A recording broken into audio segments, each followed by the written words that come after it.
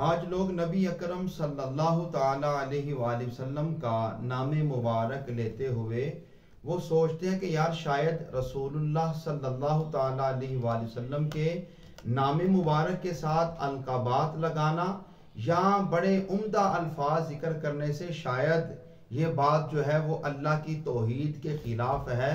اور میرے بھائیوں، اگر تم نے رسول اللہ کا نام ہی ادب کے ساتھ نہ لیا تو بتا تیری زندگی کا فائدہ کیا ہے؟ تو کس طرح کا امتی ہے کہ رسول اللہ پر درود پاک پڑھتے ہوئے تو شرماتا ہے، رسول اللہ پر درود پاک پڑھتے ہوئے تجھے ہچکچاہٹ محسوس ہوتی ہے؟ آؤ ذرا فرمان مصطفیٰ سنیے۔ نبی اکرم صلی اللہ تعالی علیہ وآلہ وسلم نے فرمایا، البخیل الذی ذکرت عندہ لم یصلی علی۔ پیارے آقا و مولا صلی اللہ تعالی علیہ وآلہ وسلم نے فرمایا، بخیل ہے وہ انسان، میرے آقا نے فرمایا وہ انسان بخیل ہے جس کے سامنے جس کے پاس میرا ذکر کیا جائے لیکن وہ مجھ پر درود پاک نہ پڑے، ایسا انسان بخیل ہے۔ اور رسول اللہ کا نام کس طرح لینا چاہیے؟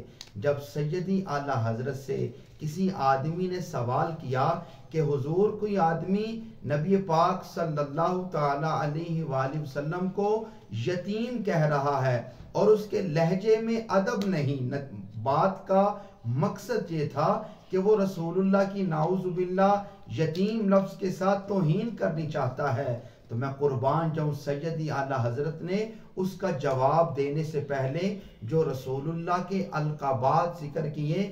میرے دوستو، میرا تو عقیدہ اور وجدان یہ کہتا ہے اگر آپ کے کام رکے ہوئے ہیں، آپ کسی پریشانی میں مبتلا ہیں، کریم آقا کے ان القابات، ان الفاظ کو ذکر کر کے آپ دعا مانگیں، رب کریم آپ کی پریشانی کو دور فرما دے گا۔ اور وہ القابات کیا تھے؟